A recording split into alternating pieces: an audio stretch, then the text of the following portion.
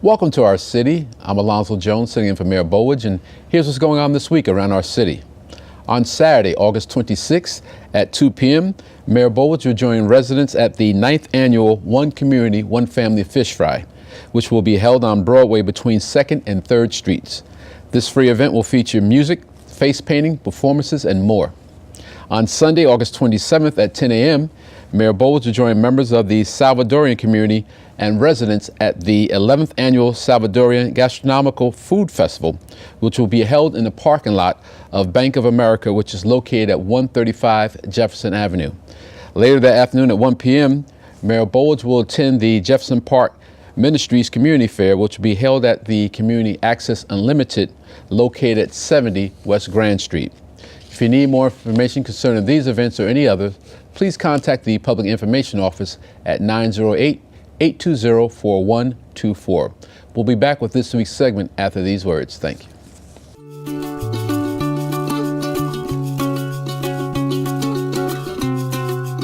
Why do we like it here? Let's just say the reasons are diverse. Kane University. Welcome back to our city, where I'm pleased to be joined with the owner of Cirque Italia, Manuel Rebecchi. How are you? Good. Did I get it right that time? Yeah, Everything. Perfect accent. Welcome. Thank you, guys. My pleasure. So, very quickly, tell us, our viewers, a little bit about yourself. Well, basically, I think I'm like the walking through American dream of the new century. I came here with nothing, and little by little, I built it myself out. And this is the land of the opportunity, and I think it's the best piece of land of the world, where if you want to do something, this is the place to be. So in saying that, why did you start the circus? I was drinking a bottle of Aquafina one day, and I said, wow, I love water. And I was actually walking a week before in a show that it was in town in Florida. And it was ugly, it was not professional, it was very superficial. I know the American circus in the United States, they like to go to a town, go in and out and gone. I want to do something different. I want to be professional like United States is, and like the Hollywood making this great movie, but no one in this industry applied this type of formula. And what is a water circus, and how is it different from any other traveling out there? Well, when we design Cirque Italia, I want to do something different, and I think put the water and not having animals, it will be different. When you walk inside my tent, it's like you buying a Ferrari. You have a good wine in front of you, good food. I make like the made in Italy traveling in the United States. And as soon as the tent going up, it's not the traditional yellow color or red color, it's a white and blue tent. Already when you see this monster going up, it make you feel good. And people, you can see all mom and daddy, they come and get the ticket, and they're so confused because this is a circus? Wow, it's so clean, it's so nice, the light. So you mentioned animals. Why no animals in your circus? Well, that is very complicated and technique question. I grew up in Italy, and I saw a lot of cruelty getting to the animal that it was getting trained. And it's not easy to make an elephant, put his hand up, or a tiger be in the cage all the time. Now, like you see here, every 63 seconds, you have domestic violence. You have hundreds of thousands of animals getting killed to serve the next day in the restaurant, in the supermarket. I think today, with the technology that we have, we can make a great show, and I've decided to basically not use elephant and tiger, but use a human being using the technique of the water, the light, to make a great show. Now, can I save the world? I will not save in the world. You need hundreds of thousands of people to not go through that cruelty. But I think with Cirque Italia, when people come, the smell is clean, the atmosphere is very luxury, but it's affordable also for every people. Right. And was very difficult for the first years. People was confusing because when you put a flyer and an elephant and tiger face, anybody will come. Right. I put a mermaid. People was so confusing. But a couple years later, when we went back to the town, people remember how it was, and they came back, and now we have actually two great units going to United States. So is this show strictly for children, or is it for children, not for children? What is it? No, well, when I design, I want to make sure that basically the show is for children, is for any type of adult, for every age and every culture. And what's some of the acts? Well, like I bring to your studio today, I bring Ricardo. Okay. He's from Cuba. I met him through another great performance that we have in the Gold Unit.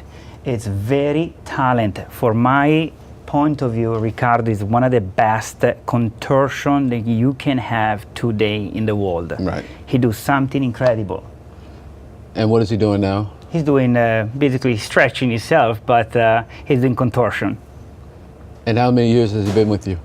He's actually, this is the first year that I was able to enjoy him. We have 20 more performers like him.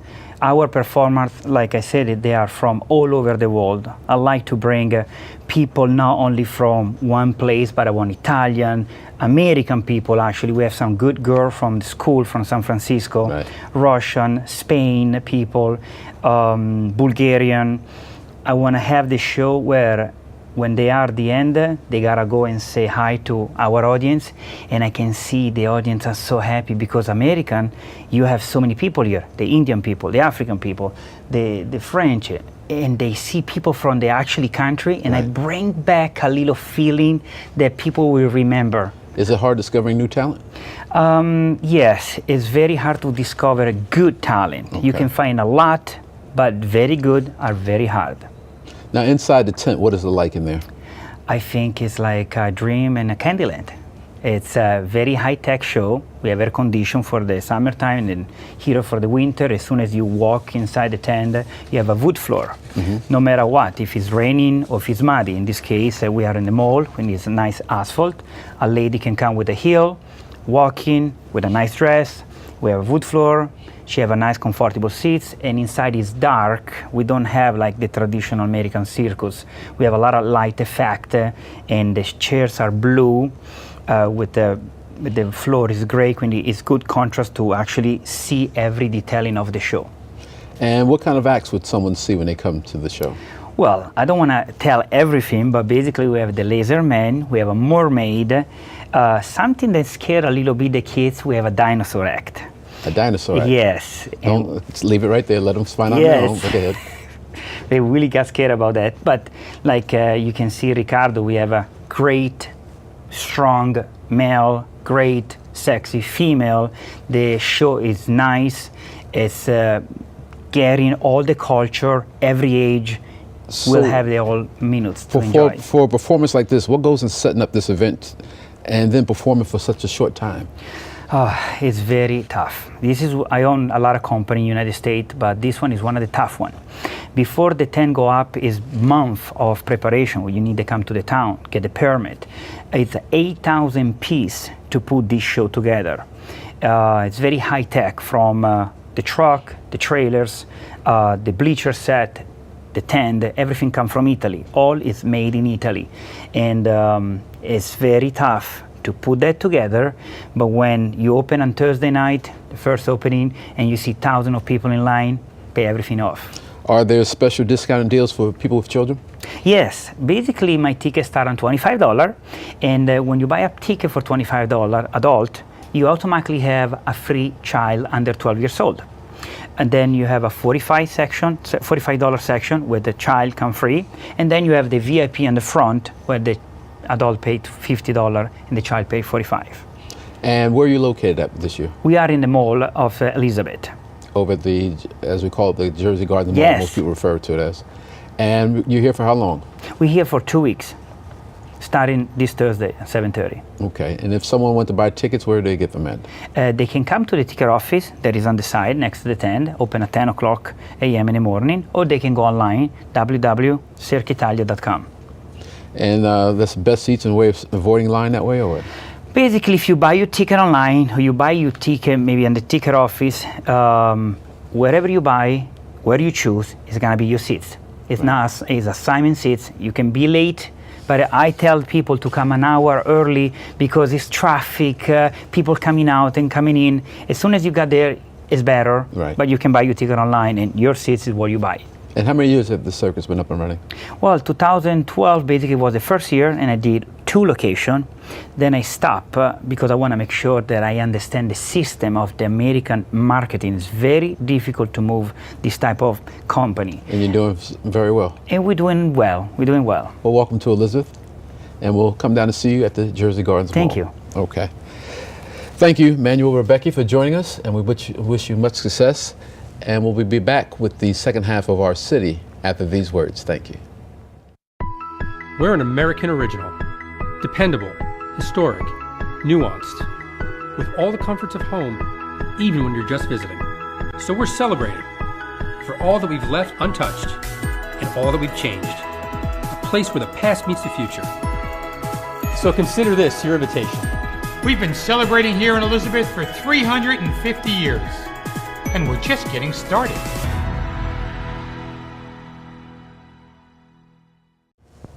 Welcome back to the second half of Our City, where I'm pleased to be joined by Mr. Oscar Alfaro. He's the owner of Shims Martial Arts Academy. How are you? Doing well, thank you. Yourself? Great, thank you. When it says Shims Martial Arts Academy, when was the school founded? It was originally founded in 1975 by Grandmaster Hyukun Shim. That was on Morris Avenue.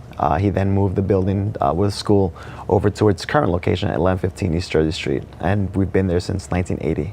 When you think of martial arts, most people think of kicking and punching or whatever, but there's certain values and other discipline things that come into play. What's some of the values that Shims Academy encourage within this community?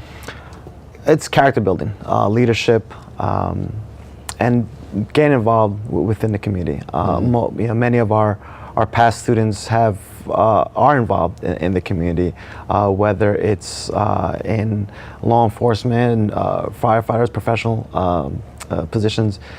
It's not just kicking and punching. Right. It is a way of life for them, and for students to learn that. And as you say, it's not just kicking and punching.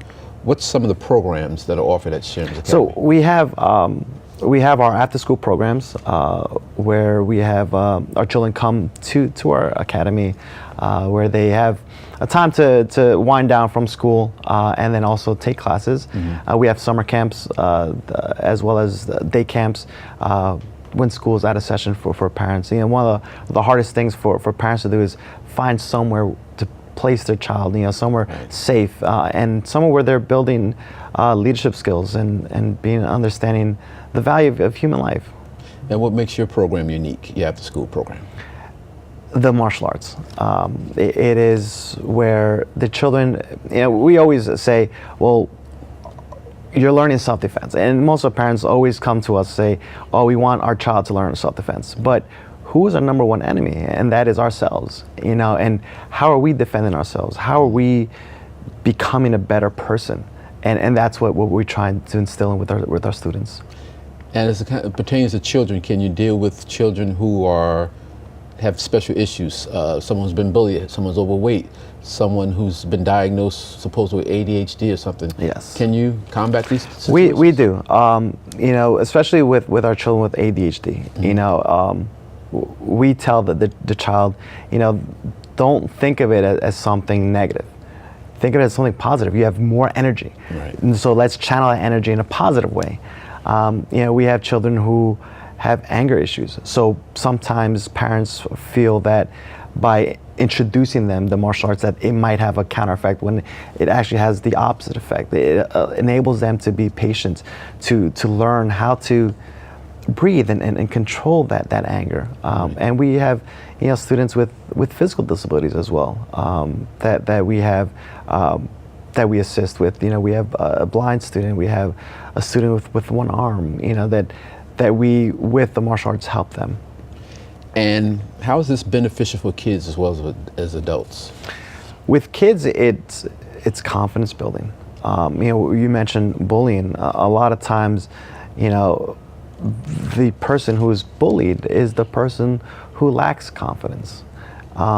And to combat those who have super confidence or overconfidence, teach them that bullying is not correct, and teach them to help others that are, that can be less fortunate than you, that can, come from different walks of life, that you should, assist them.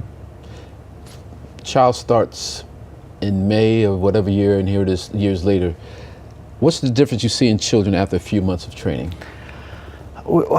We see a huge change in their attitude. We go by what we call our mental education. So it's 10 rules that they abide by, or they say every day. And we say, well, you can repeat them every day, but what are examples for you to do? One is the respecting the parents. Or how do you respect the parents? Well, listening, and how do you listen? Or more importantly as well, with respecting for teachers. Well, how do you respect a teacher? Well, by studying, doing our homework.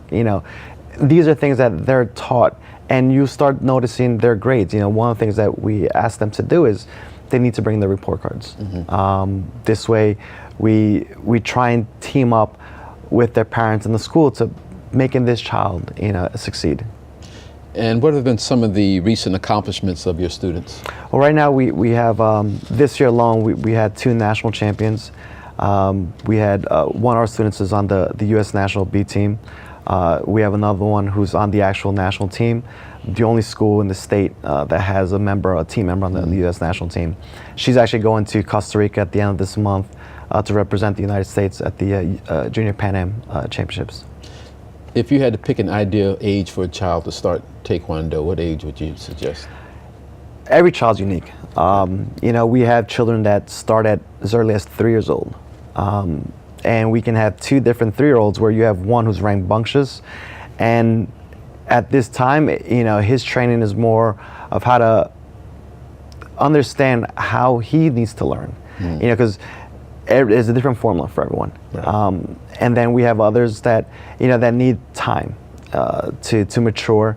Our majority of our students are between the ages of 8 and 11 is kind of the age group that we have the most of. And how does a student advance to the next belt? So they practice different techniques based on their rank, and every 3 to 4 months, if they're ready, they get recommended. At that time, Grandmaster Shim comes and they take an exam where they will perform forms, which is a pattern of movements, breaking boards, and as well as sparring. And as you mentioned, breaking boards, would a white belt in the earlier stages start breaking boards? Yes, and they love it. Children are always told, oh, be careful, don't play around, don't break anything. And here we're telling them, hey, break this board. And it's like, every time they see it, they want to do it. So we start off with, the youngers with 1/2-inch boards, and we increase the size of the boards as well as the amount of boards based on their age and their rank. So what are the competitions like in Taekwondo, and how advanced? And how do you get in competitions? So there's most competitions you have different events. So you have our sparring event, you have forms, and you have weapons. Weapons based usually are bow staffs, nunchucks, and swords is what majority you'll see. The forms and the sparring is where more of the students participate in. And they're broken down by age as well as rank and gender. Now earlier we talked off stage about a kata. What's a kata? Kata is the Japanese terminology. It's the same in Taekwondo is Korean, so it would be called pumse. It's a pattern of movements that each rank has to memorize and to practice, and they can also compete in as well. Are they pretty lengthy and intricate moves, or? Yes, and it as they get higher in rank, the difficulty of techniques, it becomes harder. There's more techniques, and it takes more time to practice. So tell us about a student you've had and the impact that Taekwondo has had on that particular student. We had one child that when he first started, he was very temperamental. One of his diagnoses that we were told in the beginning was he was anger issues. So anytime he was in line, if he heard a child laugh, he thought they were laughing at him. So he would clench his fist, or he'll scratch himself and upset. And with working through it and with him, he ended up becoming one of our student leaders, teaching other students their forms and their techniques, and kind of empathizing with the newer students that had or reminded him of him at that young age. And as it comes from, you talk about after-school classes. How long is the normal class for martial arts? So for their We have different, so it varies on age groups. Our 3 and 4 year olds, we're looking at half an hour. Their attention span is small. Our after school program, they have classes 5 days a week, which are 50 minutes long, and our regular martial art classes and the evening martial art classes, they're an hour long. And then for those who are serious in competing, their classes run up to 2.5 hours. So I don't know if it's the norm for a martial arts school to have an after-school program, but how did this one start at Shims? Driving around Elizabeth, being born and raised in part of the public school systems, you knew you went after school. I was fortunate I had my mother, drive me to school. But what I noticed was a lot of parents had difficulties putting their child somewhere. Now more than ever, we have families who both parents work. Before it was a little different. Right. So the after-school program is geared towards that. Mm-hmm. And how many years have you been practicing martial arts? I've been doing it since 1987, so 30 years. And how has it affected you? I went to military college for my undergraduate, and learning the discipline at a young age and practicing and learning how to go above what I expected, challenging myself helped me through that, and it also helped me on my way in the Marine Corps, which was I did after I graduated. Do you have another story that you can share on how martial arts changed the behavior of a student? Yes. We have one of our students. He was from a very tough household, where he found shelter with us, and he would come in every day, and what was just a one-day thing for him ended up going through him. Now he's there working. Not only does he still practice, but he's now an employee of mine. So he works and he teaches what he learned to now the new students that are coming in.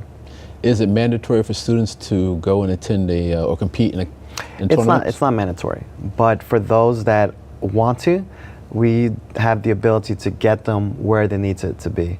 I mean, just this year alone, we've had students compete in Spain. At the end of this year, we have another competition in Canada.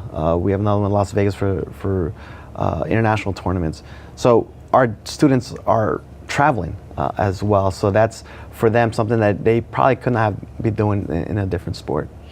Does the teaching or taking on a brand new student stop at a certain age? Can you start with a senior citizen? No, we do. Our oldest student is 55 years old. And we have, in our adult classes, it's great to see families together. We will have, mother, father, or coming into class and their children in a different class. And then when their child grows, now they're all practicing in one same class together. So, and then they do events. So it's a way for them to do something together as a family. And if someone wanted to sign up for classes and get more information about the programs and things offered at Shims, how can they do that? Sure, they can go on our website, smatkd.com, as well as Facebook/smatkd. And you could sign up, email, or give us a call at 908-354-0203, and we set you up with a free trial class. And one thing is, we want them to try, because it's not for everyone. Some may be too shy at first, and I mean that happened to me when I first started. I was shy, and I started a year later, and it was I'm still here. So there's judo, jiu-jitsu, there's taekwondo. What's taekwondo and what does it entail? Taekwondo is majority using the hands and feet. It's the way of using the hands and feet. We are predominantly more of a stand-up martial art, unlike jiu-jitsu, which is groundwork. Right. So each martial art has its individual specialty. And how long does it take someone to go from white belt to black belt? Is there a time limit, or does it vary from person to person? It varies from person to person, but average at our academy is about 4 years. And when you have young students coming at 3 years old, they can make black belt by 7? No. Or? Okay. So what happens with them is we have a separate ranking system for them. Children at that age need instant gratification. So they can't wait 3-4 months before they test to new belt. So Right. we have a separate ranking system for them, and we have them, like we have one student that he started at 3, and he didn't get his black belt until he was about 11. And the reason being was he started with our smaller kids program, graduated into our older children's program, and then continued. Okay. And is it difficult teaching younger adults, kids in the same room with adults? Is it? We have, our classes are separate. Okay. So we do have the separate classes, and we also break our children age groups as well. We have our 6 to 8 year olds are a different class, and then our 9 to 12 year olds are separate, and then our teenagers and adults practice together.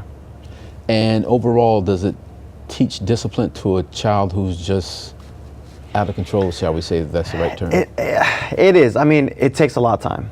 It's a lot of coaching. It's a lot of, pulling to the side. With those students, you have to immediately notice any positive that they do, because they're used to, don't do that. Hey, Johnny, why are you doing that? Right. I told you how many. So they're constantly hearing their name attached to something negative. So instead saying, hey, Jim, you did great today. Hey, Eric, awesome. But they're like, oh, well, I'm not in trouble today. So they start to feel that and say, I like that feeling. I want more of that. And as we continue with their training, it helps. And quite natural physical fitness is attached to this. Yes, and again, majority of our students practice 3 days a week. But for those who are competing, especially during right before national championships, they're doing about 6 days a week training. Okay. So we're going to wrap up now. And once again, before we do, if someone wanted additional information or to enroll, how can they contact you? They call us at 908-354-0203 or our website, smatkd.com, or email us info@smatkd.com. Thank you very much. Thank you, sir. All right. Thank you for joining us for this segment of Our City. We wish everyone a safe and wonderful week. Thank you.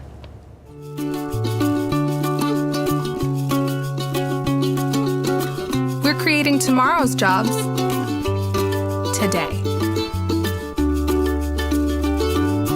Kane University.